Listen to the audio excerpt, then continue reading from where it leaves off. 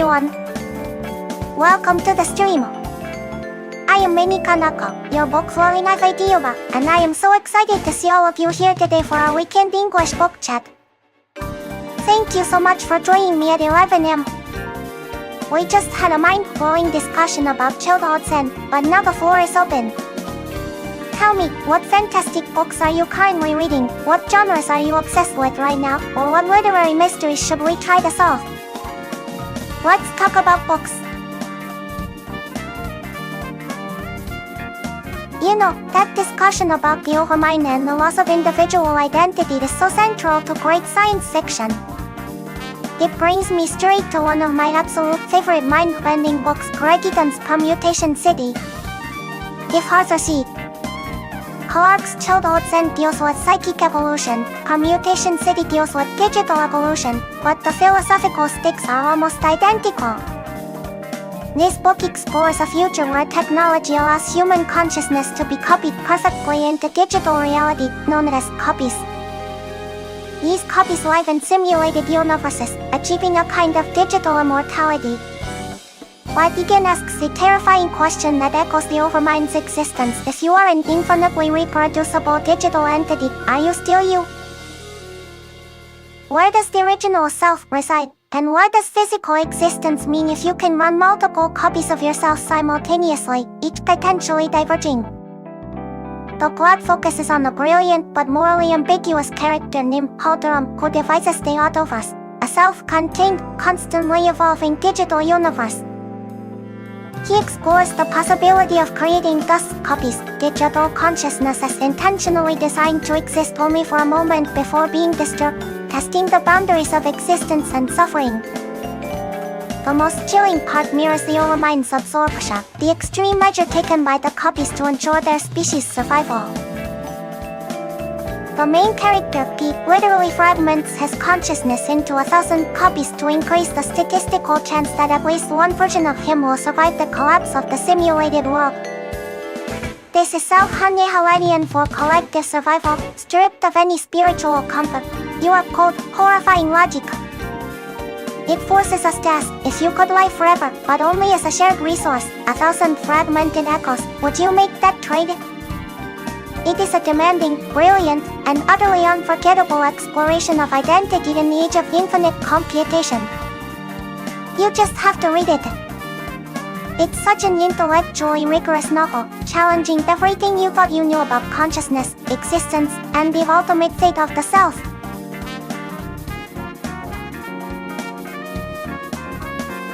I think I need to stand up and shout about how good this book is.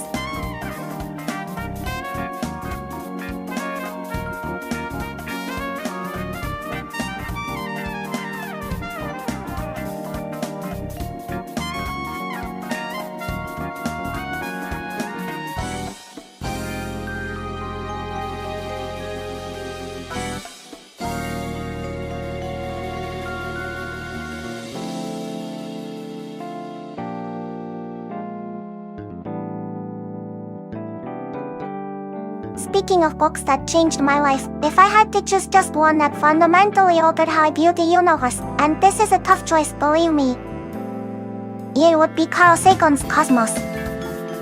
It wasn't a novel, but its sheer scope and beautiful, accessible explanation of the history of the universe and our tiny place within it was transformative. Sagan taught me the sheer scale of the cosmos, the miraculous nature of life on our pale blue duty, and fostered an absolute reverence for scientific inquiry. Reading Cosmos felt like having the entire universe suddenly opened up for viewing. It instilled in me this deep curiosity and the realization that understanding our world is the greatest adventure there is. That book cemented my love for deeper philosophical explorations, whether in fiction or non-fiction.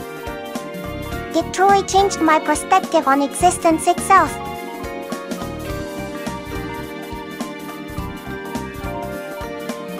That profound sense of wonder that Carl Sagan evokes in Cosmos, that feeling of being a small, curious part of an immeasurably vast universe, is exactly what makes me reach for another essential work of science fiction, one that explores the next step in humanity's cosmic journey, Arthur C.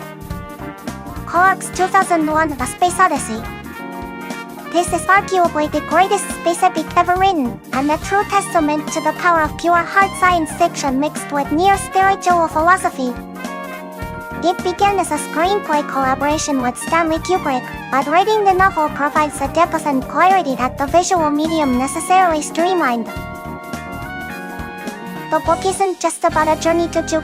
It is about the fundamental evolution of consciousness, triggered by mysterious, cosmic extraterrestrial intelligence, the monoliths. The story is separated into vast epochs, starting with the chilling dawn of man, where we see primitive hominids receiving a catalyst, the first monolith that sparks the initial leap to toys and intelligence. Fast forward millions of years to the discovery of the second monolith on the moon, which sends a signal aimed at Jupiter, leading to the fateful mission of the Discovery 1 crew, including Dave Bowman, Frank Gould, and the incomparable, chilling artificial intelligence HAL 9000.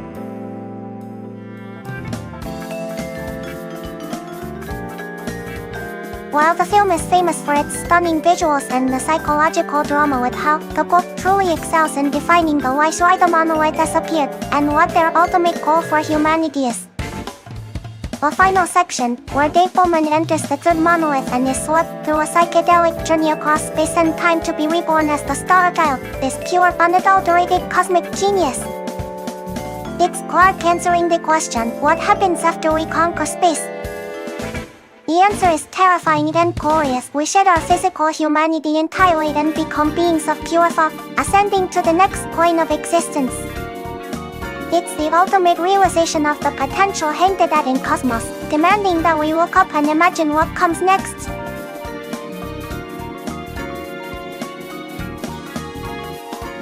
Speaking of the transcendence of humanity and the evolution of consciousness, the core team linking both Childhood Zen and 2001 A Space Odyssey is Clark's belief in the inevitable non-physical future of our species.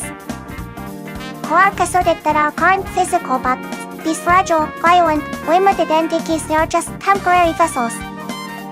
True progress doesn't lie in faster spaceships, but in the radical transformation of our minds. He saw consciousness as something that must ultimately escape the confines of matter, either through psychic integration or guided technological cosmic evolution. This evolutionary leap, where we replace flesh with pure thought and achieve cosmic awareness, is the greatest promise and the greatest sacrifice in his entire body of work. It's a breathtaking statement about destiny.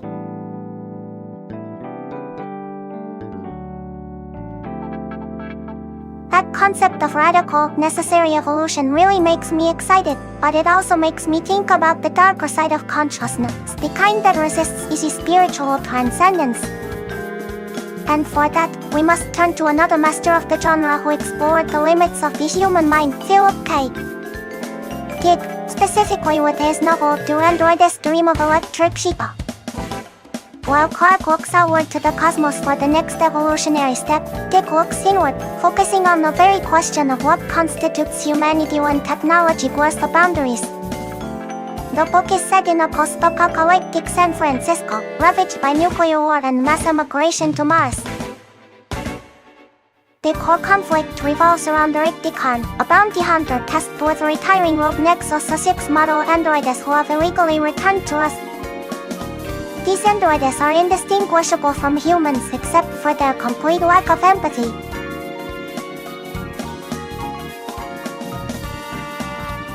Speaking of empathy and humanity, that is the defining, painful question at the core of Do Androids Dream of Electric Sheep?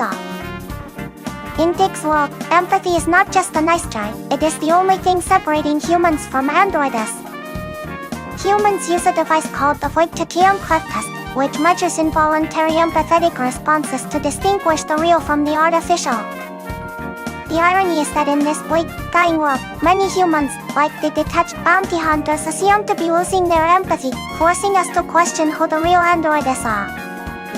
As Descartes hunts his targets, he confronts the uncomfortable possibility that true humanity might be less about biology and more about the capacity to care and to suffer together. It's a chilling inversion of Clark's external evolution. Here, the internal moral evolution is what's truly at stake.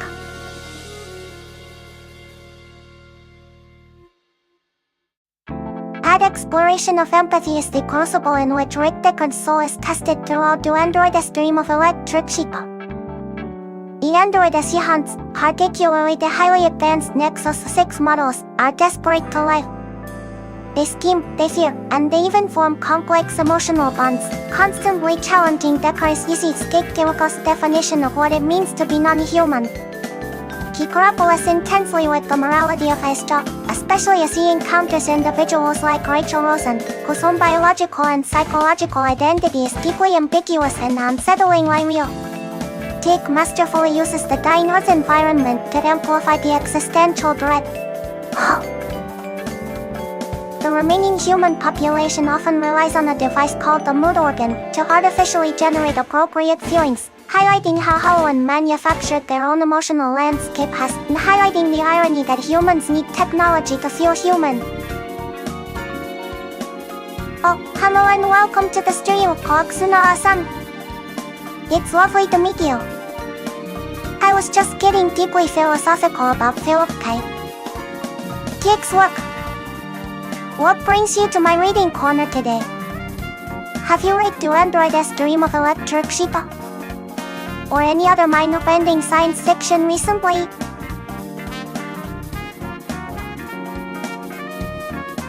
Koksuna-san, since we're talking about empathy and complex, almost human machines, it makes me think about another book I adore, Isaac Asimov's I, Robot. Asimov approached the question of artificial life from the opposite direction to Dick.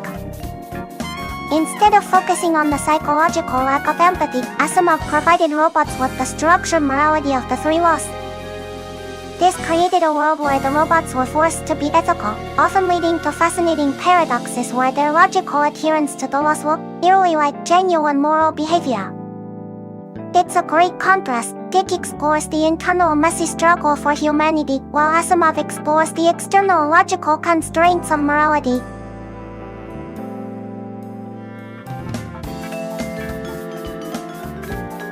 Speaking of robot ethics, the entire concept is fundamentally defined by Isaac Asimov's three laws of robotics. These laws, dictating that a robot must not injure a human being, must obey human orders unless they contradict the first law, and must protect its own existence unless it contradicts the first two laws, are the foundational commandments for artificial intelligence in science fiction. But Asimov didn't create them just as simple safety guidelines. He used them as an engine to explore complex moral paradoxes. The brilliance lies in the inherent conflict between the laws. What happens when a robot must choose between obeying a command and preventing harm to a human? What if saving a large group of humans necessitates allowing one human to come to harm? These impossible logical knots force the robot to make judgments that look eerily like human moral reasoning. The stories in I, Robot are all brilliant case studies in these convoluted situations, forcing the machine mind to navigate the gray areas of morality that even humans struggle with. Thus, robot ethics become a perfect mirror reflecting the inconsistencies and complexities of human values. It shows that defining morality, even for a machine, is a messy, essential business.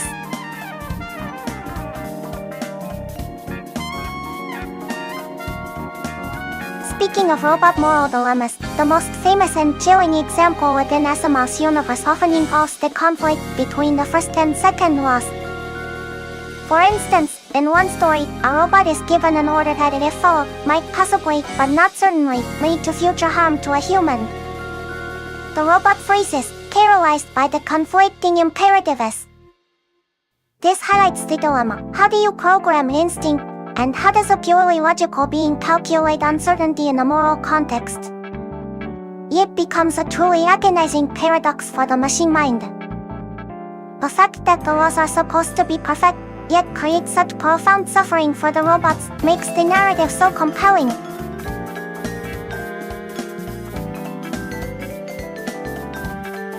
That idea of a logical system creating agonizing moral paradoxes is fascinating, Koksuna-san. And it perfectly connects us to a more recent masterpiece that explores the limits of artificial intelligence and consciousness, Martha Wells' The Murderbot Diaries, starting with the first novella, All Systems Red. where the Simos robots are bound by explicit ethical laws. Murderma, the protagonist of this series, is a genetically engineered human android construct called a Succulent. Its core ethical problem isn't about following the three laws, but about choosing independence and morality after forcibly hacking its own governor module to gain true autonomy. Murderbot is highly intelligent, incredibly powerful, and profoundly apathetic about humanity. It just wants to be left alone to watch its favorite soap operas. It views interactions with humans as a necessary evil, preferring the company of media streams to actual people.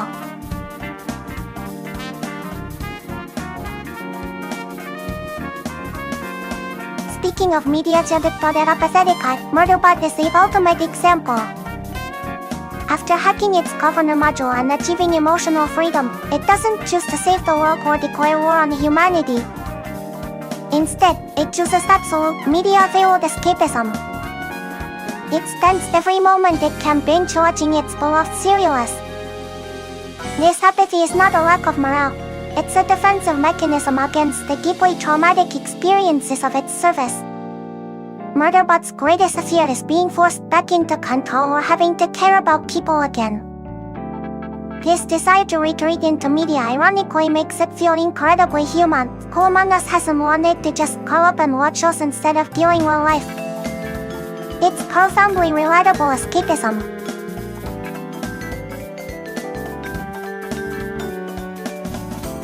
Kokusuno-asan, that desire for media escapism is what makes All Systems Red such a brilliant starting point for the Murderbot Diaries. The core plot of the first book places Murderbot reluctantly back into action. It is hired as security detail for a small, innocent scientific survey team on a newly discovered planet. It literally sighs internally, wishes the humans would stop needing help, and just wants to get back to its streaming queue.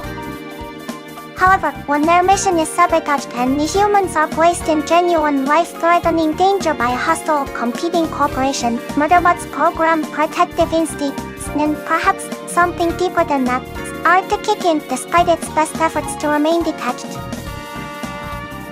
The central conflict is not an external but it is the internal struggle between Murderbot's profound desire for isolation and its evolving organic capacity for care that it desperately tries to suppress. It constantly refers to itself as it and maintains that it feels nothing, yet its actions contradict its words. It meticulously calculates the best ways to keep its clients alive, often sacrificing its own safety and comfort, all while complaining about how annoying the humans are. This leads to the wonderful, paradoxical conclusion: true autonomy doesn't mean the freedom to ignore morale. It means the terrifying freedom to choose morality, even when it's inconvenient and painful.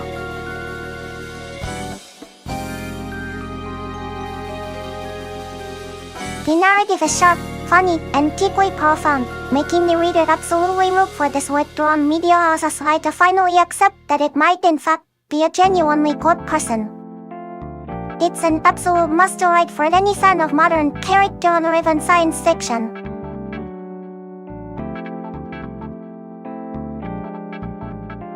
Speaking of the self-acceptance of a solitary eye, this is the entire emotional arc of Murderbot in All Systems Red and beyond. Murderbot's initial autonomy is defined by its chosen isolation and apathy. It believes that self-isolation means staying disconnected. However, the story beautifully shows that true self-acceptance for this eye is not about embracing loneliness, but about embracing the uncomfortable truth that it does care, and that protecting others brings it paradoxical satisfaction. Accepting its own inherent goodness and capacity for connection, despite its traumatic past, is the final scary step toward freedom. It's the journey from thinking, I am broken and alone, to realizing, I am whole, and I can choose who I am. This struggle is what makes the Murderbot Diaries so deeply touching. It proves that even highly advanced Bion's girl needs a hug and a good therapist, just like us.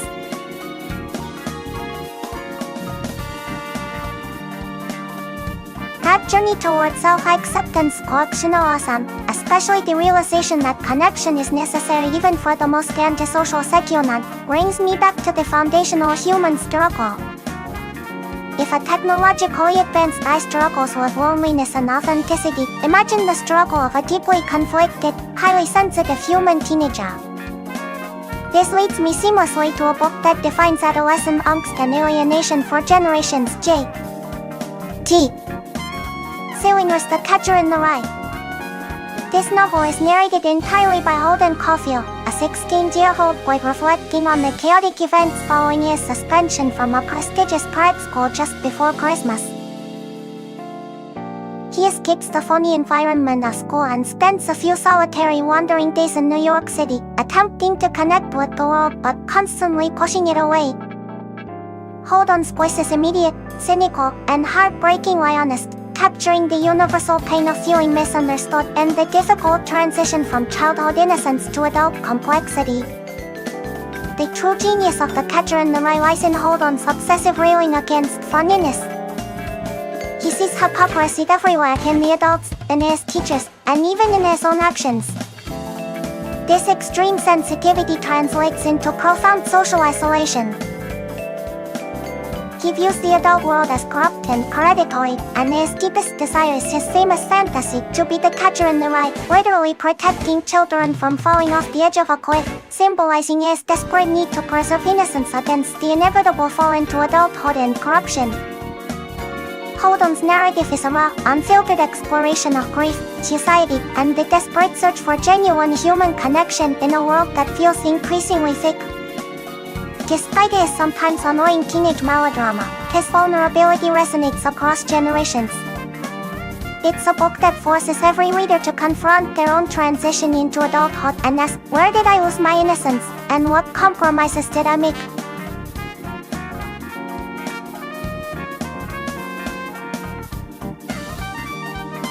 It's a seminal work about the pain of growing up and the difficulty of accepting a flawed, phony world while trying to remain true to yourself. It's a beautifully painful read.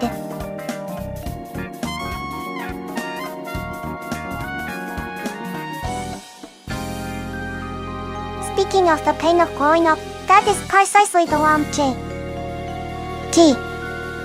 Salinger exposes with such brutal honesty in The Catcher in the Rye. The pain doesn't just come from external challenge. It springs from the profound internal realization that the world is not the pure, simple place you believed it to be. For Holden Caulfield, the pain manifests as a desperate, overwhelming sense of alienation, fueled by his inability to tolerate funniness. He is mourning the loss of his own childhood innocence and struggling to find a meaningful place in an adult world he views as inherently corrupt and hypocritical. The tragedy of adolescence, as captured by Salinger, is the painful necessity of compromising those high ideals, or else retreating entirely. It forces you to shed your protective emotional skin, and that hurts terribly.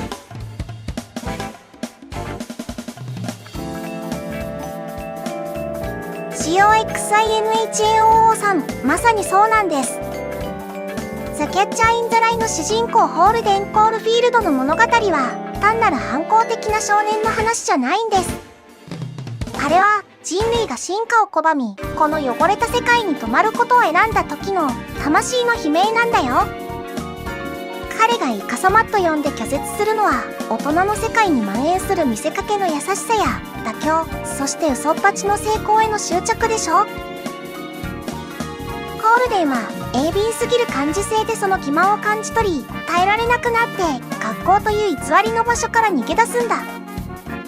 ニューヨークの街をさまよう彼の旅は、真の共感とありのままの自分を受け入れてくれる場所を探す孤独で切実な放浪劇なんだ。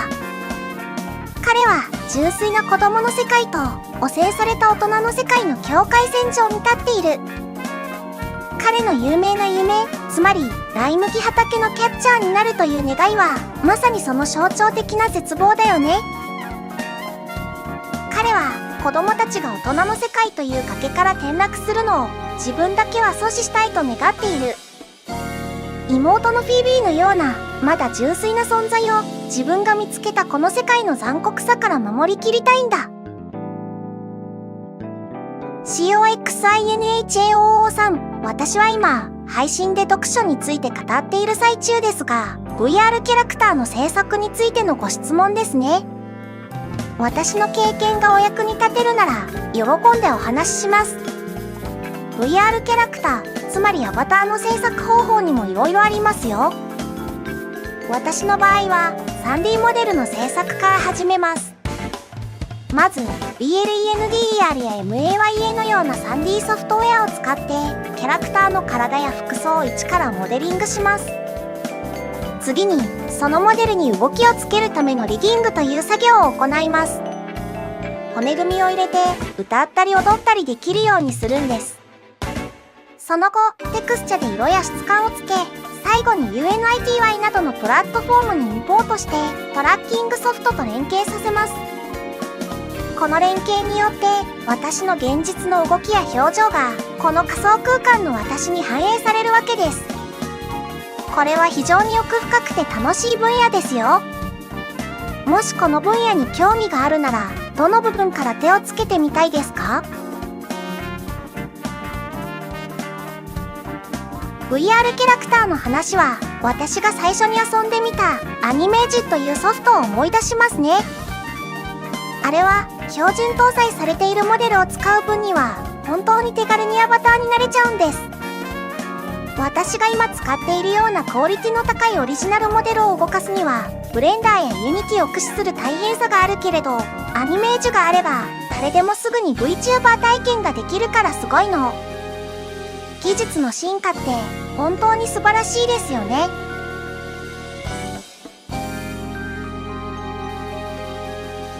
手軽に始める VTuber といえば本当に今の技術は進化していて驚くばかりです。以前の私のようにまずはお試しでという派にはアニメージや VR チャットのようなすでにアバターが用意されているプラットフォームを利用するのが一番簡単です。特にアニメージはウェブカメラさえあれば特別な高い機材がなくてもすぐに顔の動きや表情をトラッキングしてアバターを動かせます。私も初めて試した時は猫のアバターが自分の動きに合わせて動くことに感動してしまいました。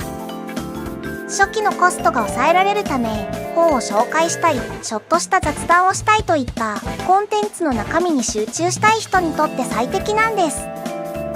さらにスマートフォンだけでも動く VTuber アプリも増えています。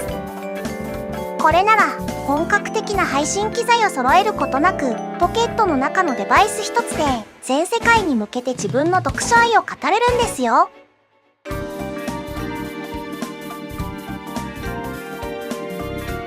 もちろん私のようにオリジナルのモデルを作って凝り出すと大変ですが、まずは気軽にアバターを装着して自分の世界観を表現できるようになったのは本当に素晴らしい時代だなって思います。この手軽さが VTuber という活動を広げた大きな要因だと思いますね。読書家としての私もこの技術のおかげでより多くの人に本の魅力を伝えられるようになりましたから。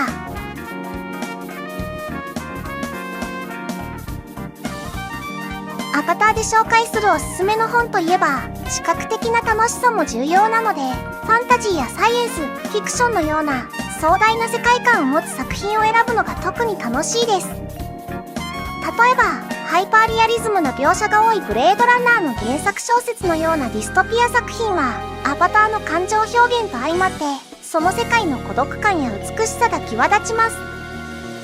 またアバターを使って小説内のキャラクターのコスプレ配信をするのも楽しいですよ。衣装がなくても言葉と動きで表現できるのが VTuber の強みですから。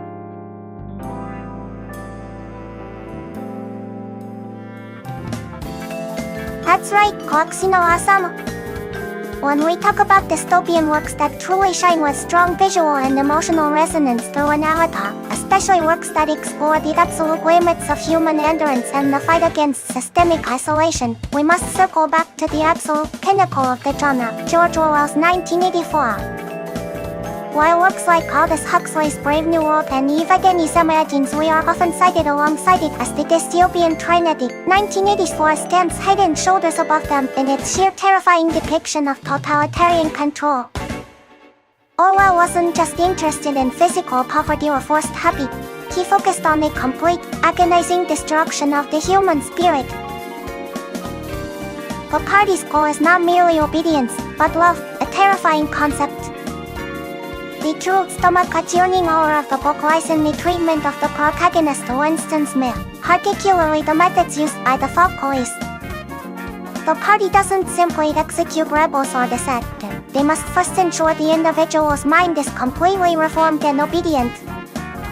All well understood that killing a heretic creates a martyr who can inspire others, but forcing that heretic to renounce their ideals and genuinely love the regime eradicates all potential for rebellion forever. This focus on absolute thought control is what makes the book so chillingly visceral and relevant. I remember the scene where Winston, after relentless physical and psychological torture, still attempts to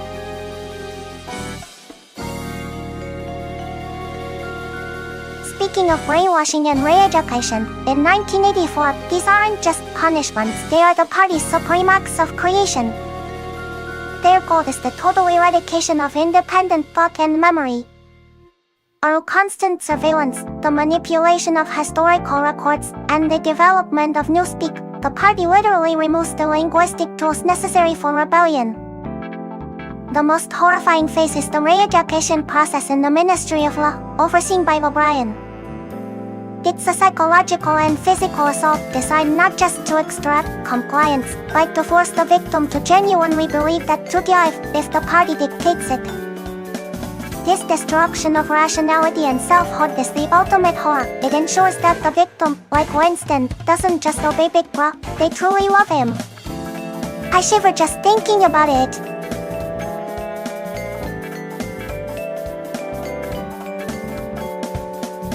The discussion of brainwashing and re-education also leads us to the terrifying conclusion of George Orwell's 1984. The party's process culminates in the infamous Room 101, a chamber where the victim is psychologically broken by confronting the single, specific thing they fear the most in the world. This is where Orwell delivers his ultimate, heart-wrenching punch. Winston Smith, the protagonist, had endured endless torture, but he clung to one precious final ideal, that the party could never truly breach his inner core or destroy his authentic love for Julia. He believes that inner life was the last refuge of private freedom. But O'Brien, his torturer, knows precisely how to destroy that final wall. For Winston, his greatest fear manifests as rats, and when the cage is brought near his face, threatening to unleash them, his programmed will to survive erupts in a desperate, unforgivable scream. Do it to Julia! Do it to Julia! Not me! That moment, that single desperate utterance is the perfect, ultimate betrayal. By sacrificing the one person he genuinely loved, Winston voluntarily surrenders his moral autonomy and destroys the last flicker of genuine human connection he possessed. He doesn't just agree to it, he proves that his own physical preservation is more important than his ideals or his loyalty. The party has successfully implanted self-interest as the highest law. The novel ends chillingly after his release.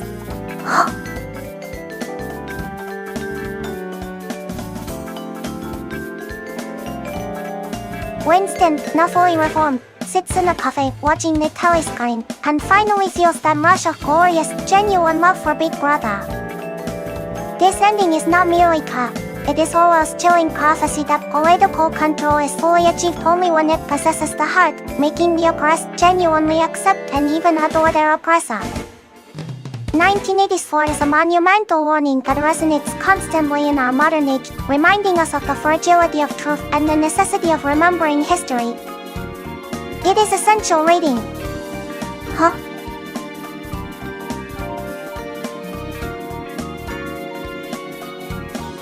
Speaking of surveillance society and brainwashing, George Orwell's 1984 provides the absolute blueprint for how total control is achieved. The constant, relentless surveillance via the ever-present telescreen is designed to eliminate the very possibility of having thoughts that deviate from the party line. This forces citizens into a state of self-censorship, living in perpetual fear that even their facial expressions might betray them. The secondary step, brainwashing or re-education, then takes over where surveillance leaves off. It's an internal war waged against the individual's mind, forcing them to disbelieve their senses and ultimately surrender their perception of objective reality to Big Brother. The total fusion of observation and psychological disruption is what makes the system so effective and so terrifying.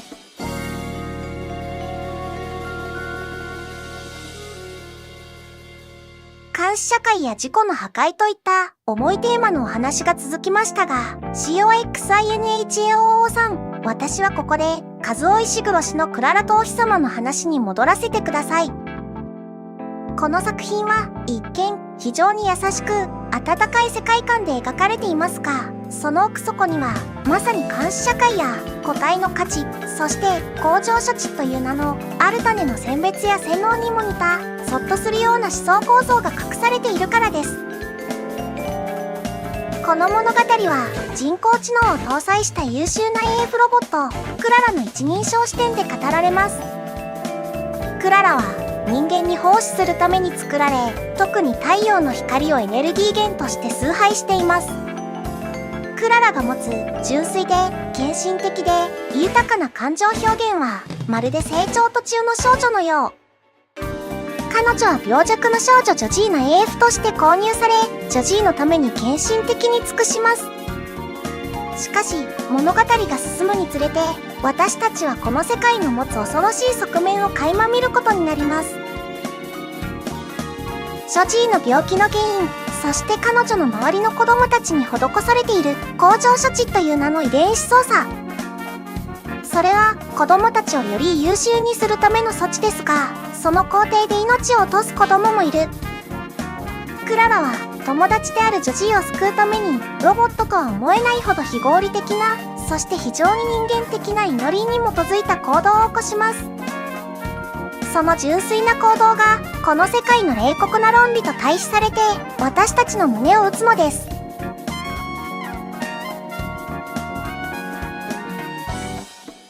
この作品は監視や洗脳の直接的な描写はないものの、技術の進歩によって人間の価値が選別され始める社会、そしてロボットの愛が人間性を上回る瞬間を描いており、現代社会への静かな警告を鳴らしています。とても優しい言葉で書かれているのに、読み終わった後に背筋が凍るような感覚が残る石黒氏らしい傑作ですよ。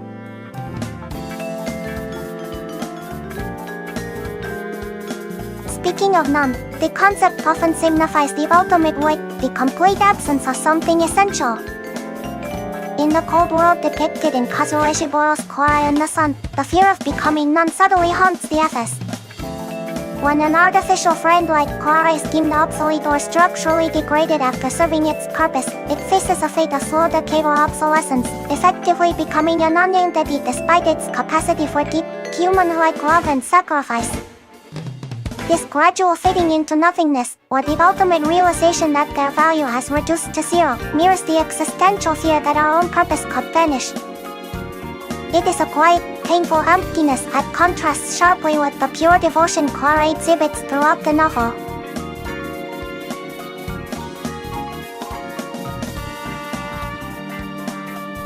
The feeling of becoming non-coexistence transitions us perfectly to a world where human existence is rendered utterly insignificant by the sheer scale of the cosmos, the world described in the majestic hard science fiction novel, Dragon's Egg by Robert Howe.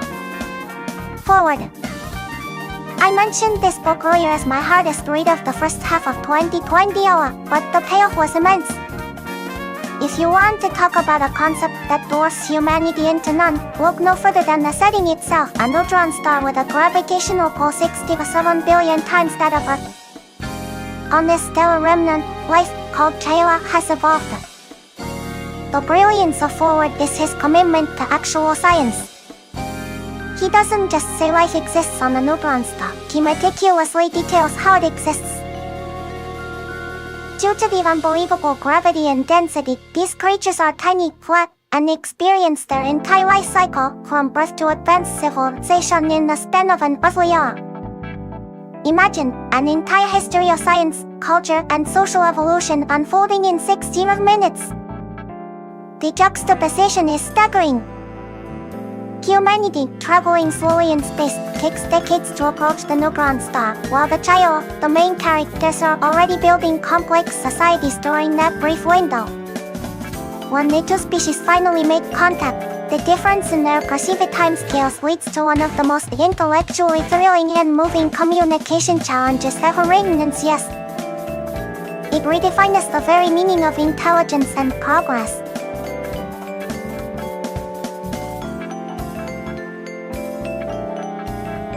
It makes you feel incredibly small, yet part of something grand. It is the definition of mind-bending science fiction.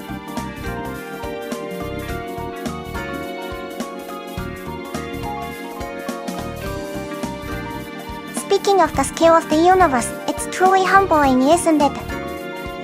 When we ponder works like Dragon's Egg, our normal Russell-bound concepts of space and time simply collapse. A neutron star's gravity warping spacetime so intensely that an or equals a J of a lifetime is a demonstration of cosmic scale that goes beyond mere vastness. It's about the vastness of physical possibility. It reminds us that our sun is just one tiny speck, and our entire civilization operates on a timescale that might be a mere cosmic flash, a moment of static. Huh?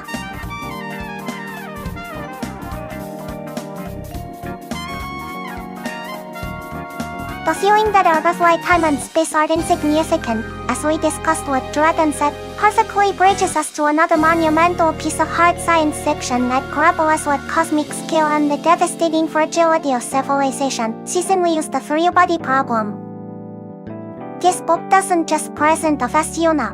It introduces a universe defined by paranoia, extreme survivalism, and the chilling realization of the dark forest theory.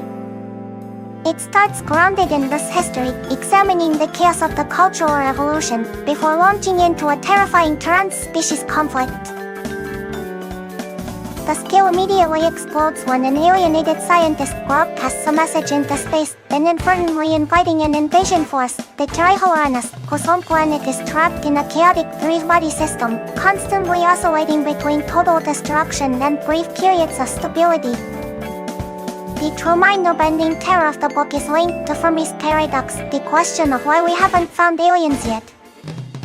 Will answers it by suggesting that the cosmic silence is not due to a lack of life, but because the universe is a dark forest populated by civilizations that must instantly destroy any developing civilization they detect. Why? Because resources are finite, self-preservation is absolute, and trust is suicide in a vast cold expanse.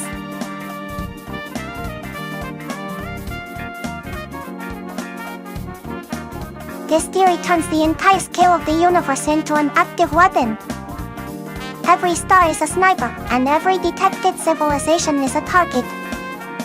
When you realize Earth is now a target for the technologically superior Trisoranus, and that humanity's only defense lies in desperate, decades-long planning, the feeling of insignificance becomes overwhelming.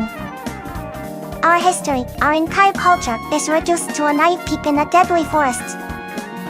It is a masterpiece that uses epic scale to deliver profound philosophical horror. You must read the series.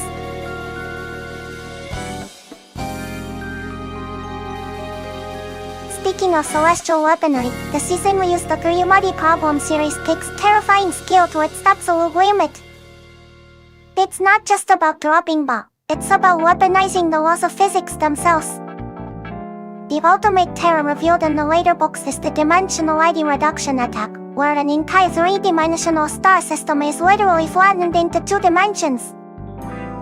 This is the kind of weapon that makes nuclear missiles look like children's toys. The dark forest theory necessitates this incredible scale, as a civilization must have the power to instantly exterminate an enemy star system from light years away using unstoppable fundamental forces of the cosmos.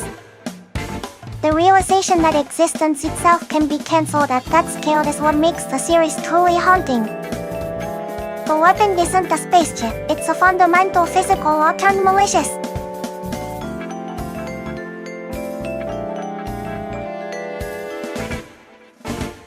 The discussion of celestial weaponry and existential threats, Koichino-san, reminds me that the most terrifying annihilationists in science fiction aren't always delivered by Dementia Gardo Simba.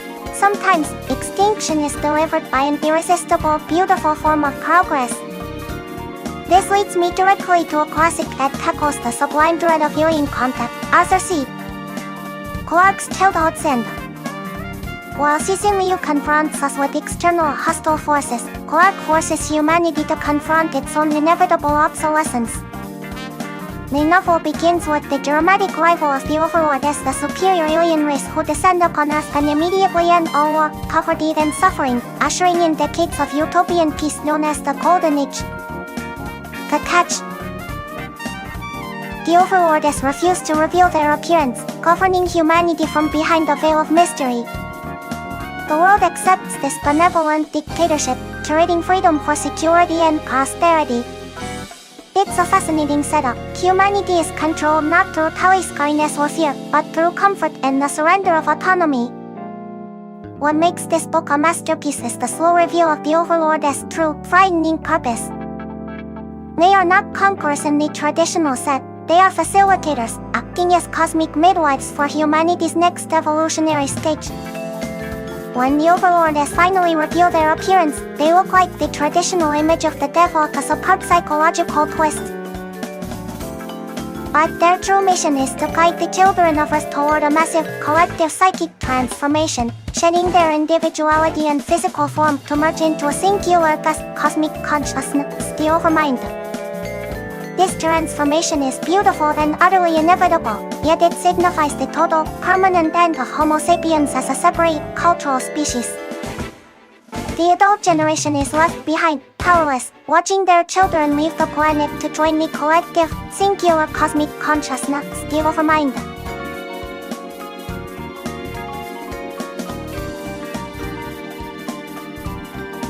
The final, heartbreaking imagery is when the last human, left alone on a silent, derelict planet, witnesses the newly evolved children consume the Earth's physical matter and energy, leaving nothing but dust as the Overlords, their task complete, depart to attend to other species awaiting their own ultimate merging. It is an end utterly devoid of warfare or explosions, yet it is perhaps the most profound and unsettling extinction story ever written. It leaves you wondering, is being lifted to cosmic consciousness truly superior to the flawed, messy, but fiercely individual spark of being human? That question stays with you long after the final page is turned.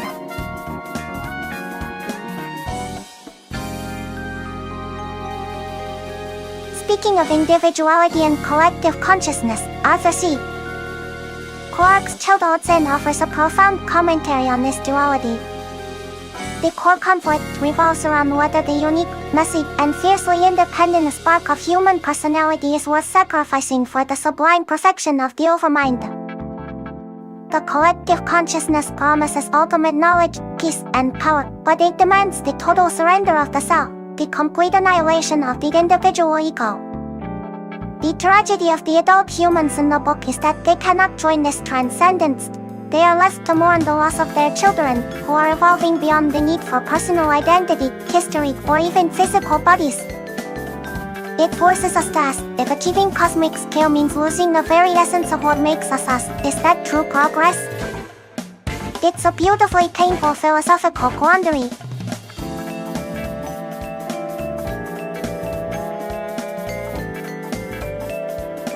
The philosophical question of sacrificing individual identity for the sublime perfection of a collective consciousness, which we explored in Childhood Sin, brings me to another crucial work that examines the profound price of perfect homogeneity, Lois Lowry's incredible novel, The Giver.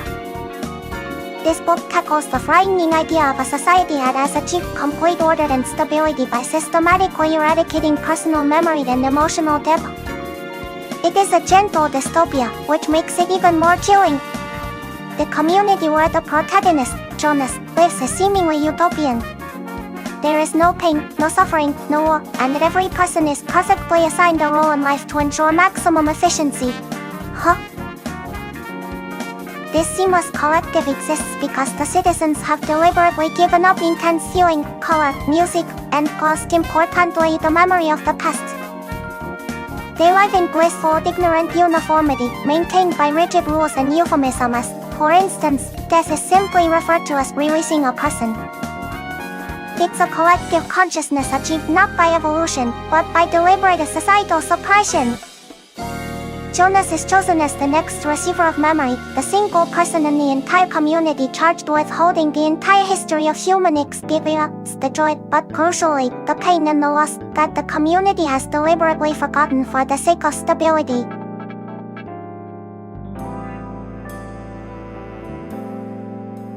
The giver, the current receiver, passes these memories to Jonas, and suddenly, Jonas sees color, hears music, and experiences profound love, but also terrifying grief and war.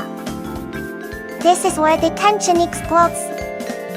Jonas quickly realizes that the perfect, pain-free stability of his community is built on a lie, a vast, engineered emotional void. He understands that to be fully human, one must experience both the ecstasy and the agony of life.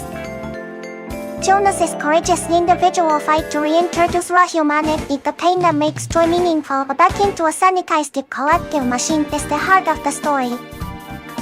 The giver is mandatory reading for anyone who values the messy, complicated beauty of being an individual.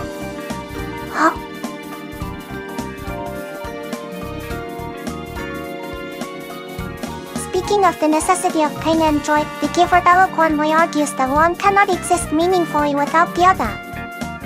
The community in the novel achieved peace by eliminating pain, but in doing so, they neutralized joy, reducing life to a dull, gray existence of mere comfort. Jonas learns that pain, such as grief or failure, provides the essential context for understanding and appreciating happiness, love, and success. If you've never felt true sorrow, how can you recognize true bliss? The novel teaches us that embracing the full spectrum of human experience, the complex, often painful truths of memory and history, is what defines true freedom and emotional depth. A life without struggle is a diminished life.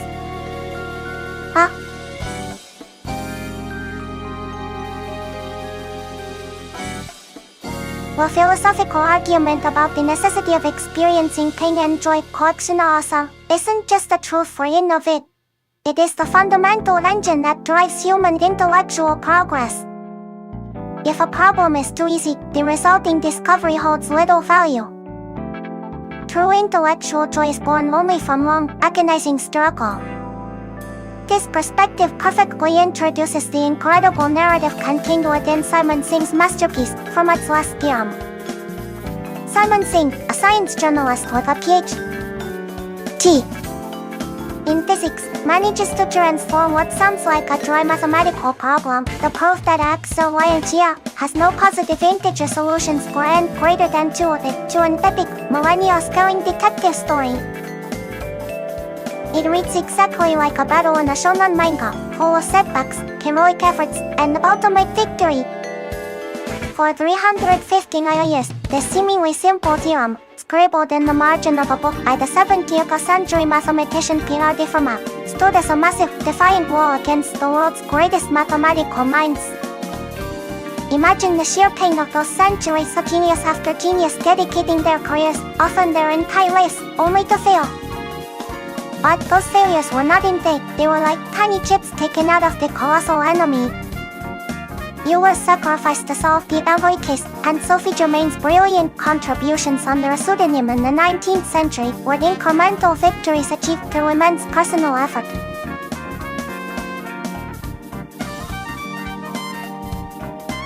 The entire arc of suffering culminates in the astonishing story of Sir Andrew Willis. He isolated himself for 7 years in an attempt to finally connect the pieces, grappling with concepts like the Tanayama-Shimura conjecture, until he could deliver the final, definitive blow. The absolute joy, the overwhelming euphoria of his completion in 1995, after centuries of collective failure, is the very embodiment of hard-earned intellectual triumph. This book shows that mathematics is not cold blood. It is a burning passion fueled by both the pain of failure and the ultimate joy of discovery. You need to read this battle.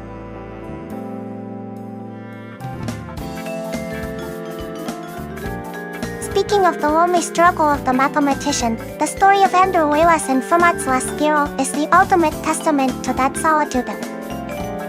For 7 years, Wallace worked in almost total secrecy in his attic, driven by a childhood dream and an obsession with solving the theorem that had defeated the world for centuries.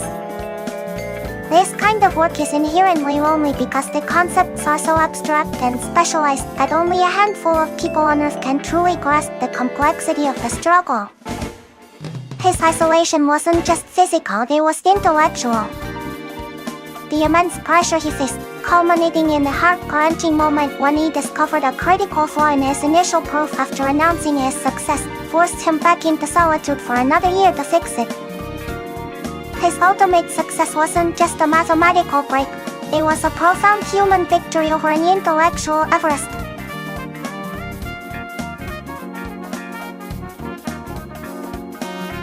The theme of the solitary genius, driven by an unwavering passionate goal, Koexunoa-san, perfectly shifts our focus from the internal universe of mathematics to the grand external universe, the very subject of Carl Sagan's magnificent novel, Contact.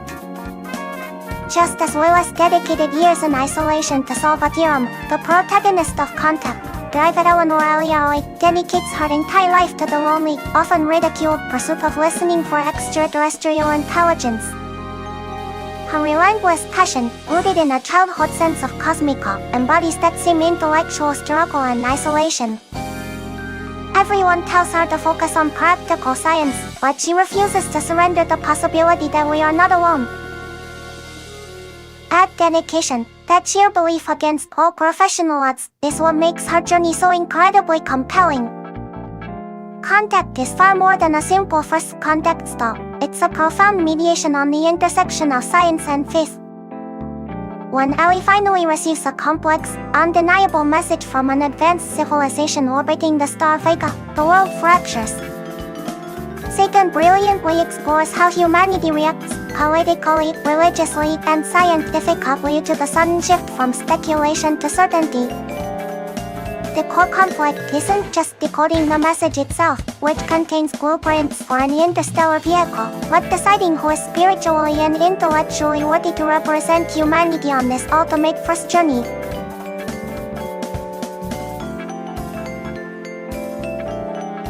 What I love most is the sheer intellectual humility the book forces upon us.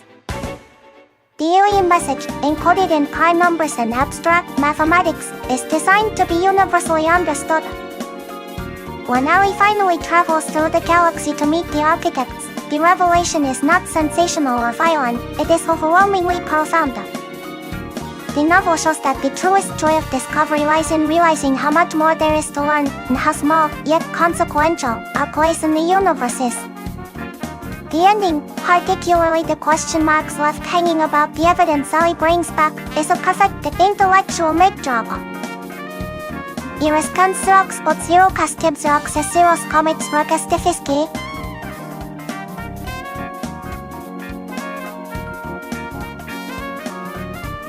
Speaking of the cosmos and intellectual humility, Carl Sagan's Contact perfectly encapsulates this vital concept. The universe is so unimaginably vast that whenever we make a major discovery, like receiving a message from Vega, the true result is often realizing the astronomical scale of what we don't know. Intellectual humility is the understanding that our current human knowledge, all our science, philosophy and history is likely just a tiny fraction of the total cosmic truth. When Diver and humanity finally confront a civilization thousands of years ahead of us, the reaction isn't arrogance, it's profound awe at the complexity they have yet to grasp. This humility is not a weakness, it's the engine of scientific progress. It forces us to constantly question our assumptions and keep listening for new ideas, both in the heavens and right here in our books. I find that truly thrilling.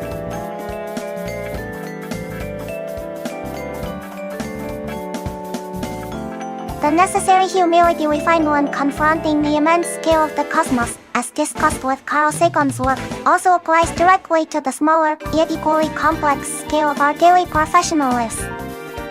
Just as we must continually learn from the universe, we must also continually learn how to communicate effectively with each other to avoid chaos and misunderstanding.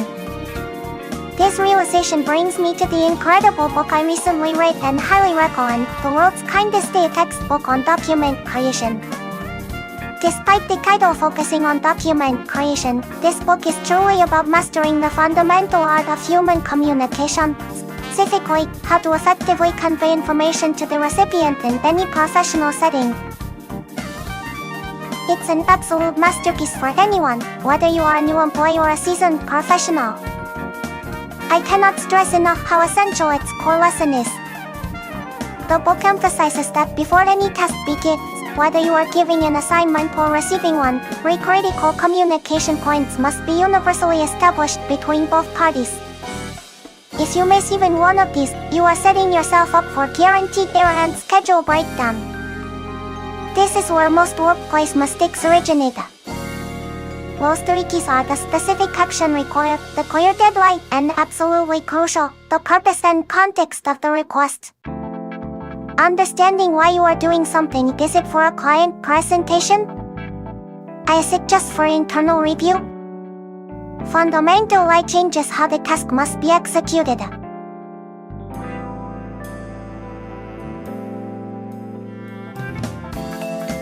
If you make a habit of confirming these 3 points, you'd instantly elevate your professionalism and drastically reduce miscommunication. This book is a true gem, teaching us that continuous learning in communication is the key to personal and organizational progress. You will seriously look like a superstar if you apply this.